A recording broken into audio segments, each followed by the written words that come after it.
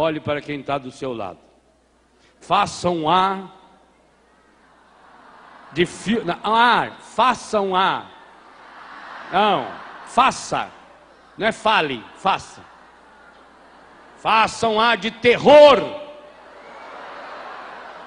E fala para a pessoa: você vai morrer. Diga para quem está do outro lado. E completa: talvez seja hoje.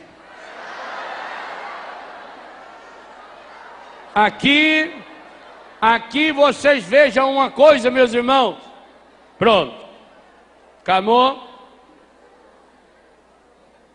Aqui vocês vejam já uma coisa.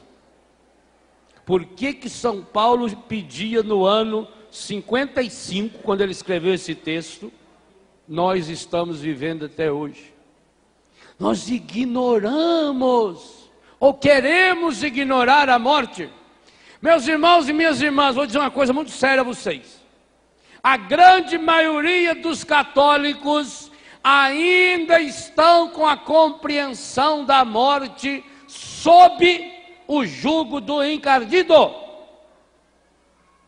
Porque está lá, abra sua Bíblia aí em Hebreus. É uma palavra muito forte aí, muito séria.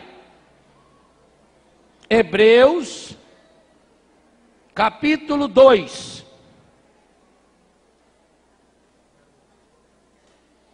Eu citei antes Hebreus 9, 27. Agora Hebreus 2, 14.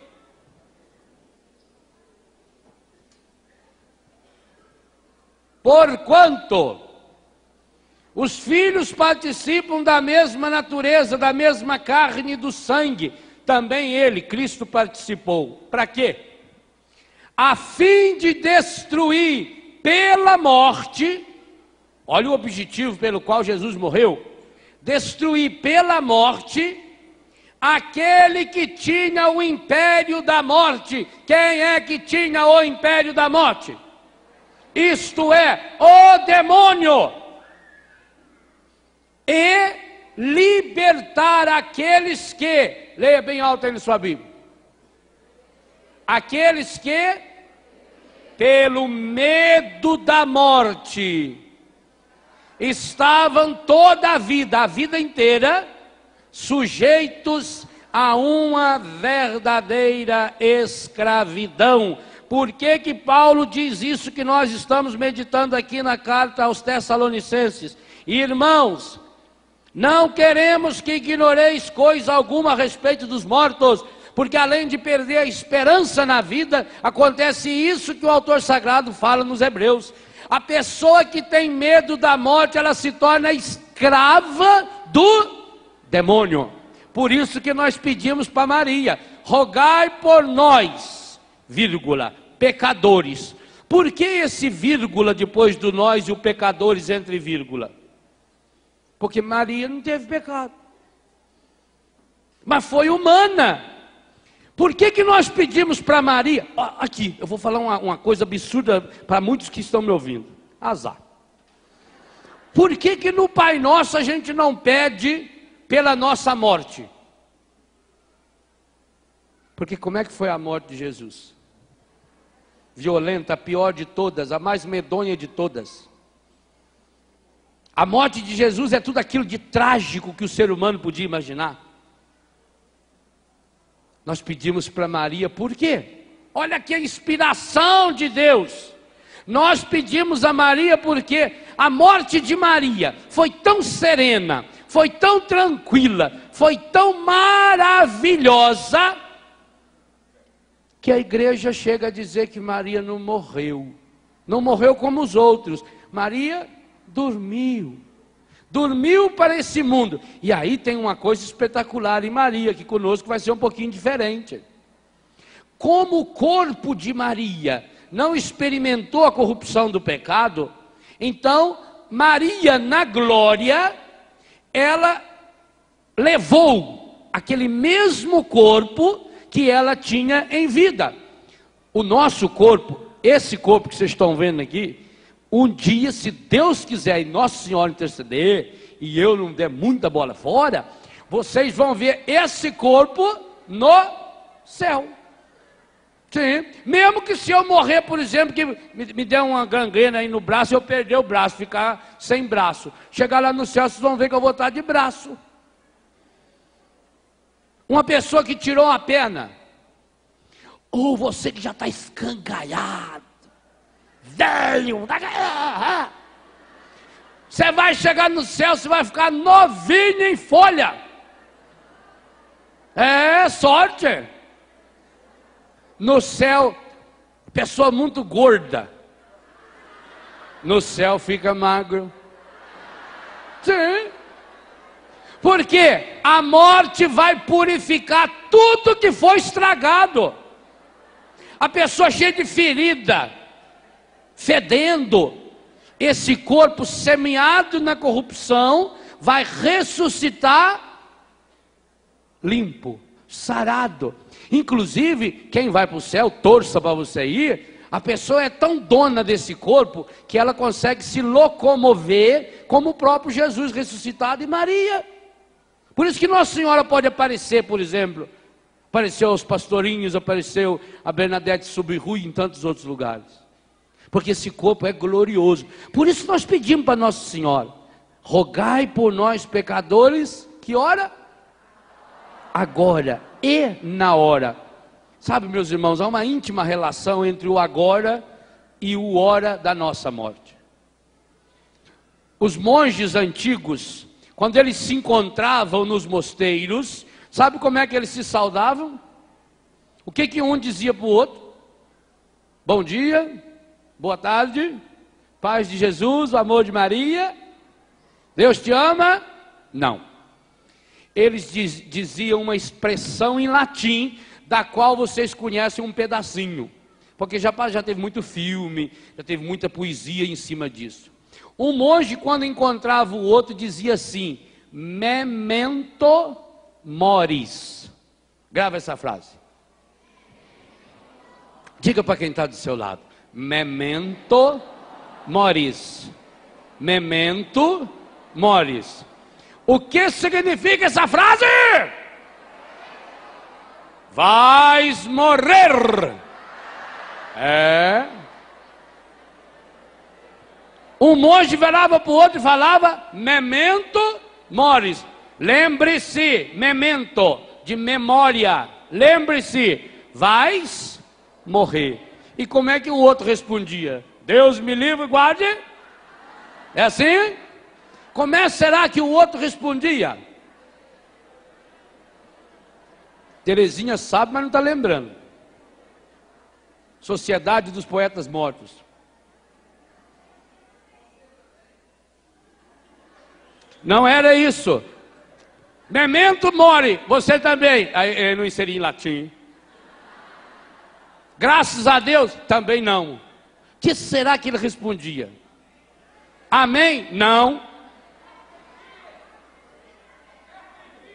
Olha lá. Ou fala portuguesado que é mais fácil. Carpe diem. Carpe diem. Que significa o quê? Viva bem o dia de hoje. Carpe diem. Carpe diem. Viva bem o dia de hoje. E nós rezamos isso na Ave Maria. Rogai por nós pecadores agora. Mas o que será que o meu agora tem a ver com a minha morte? Tudo. Sabe, meus irmãos, nós vivemos numa sociedade aonde tenta-se inventar coisas para esquecer que nós vamos morrer. Tem gente que detesta falar em morte. Quando o Papa João Paulo II teve a última vez em Fátima, na revelação do terceiro segredo, a última vez que ele se encontrou pessoalmente com a irmã Lúcia, sabe uma das coisas que a irmã Lúcia fez, e quem me contou isso foi um dos padres que cuida do santuário, pegou no braço do Papa, agora você é o Papa, levou o Papa até dentro da basílica e mostrou lá o túmulo onde está sepultado o Beato Chiquinho, o túmulo onde está sepultada a Beata Jacinta é o túmulo dela. Meu. Seu. Você já tem seu túmulo? Não. Nós temos uma promoção especial aqui de plano de saúde para o dia da sua morte. Vamos fazer. Você teria coragem de fazer isso?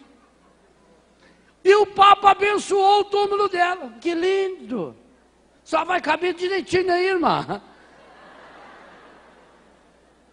Gente, que coisa espetacular. Então o mundo moderno quer dizer o quê? Que nós não vamos morrer. Então fica criando, ludibriando. E isso é qual é o mal que tem nisso? Por isso já citei Hebreus 2,14. O medo da morte e a ignorância da morte gera submissão à morte. Submissão ao demônio. Aí está, a Bíblia não tem dúvida nenhuma, a morte é obra-prima do demônio. Está no livro da sabedoria, capítulo 2. Foi por inveja do demônio que a morte entrou no mundo.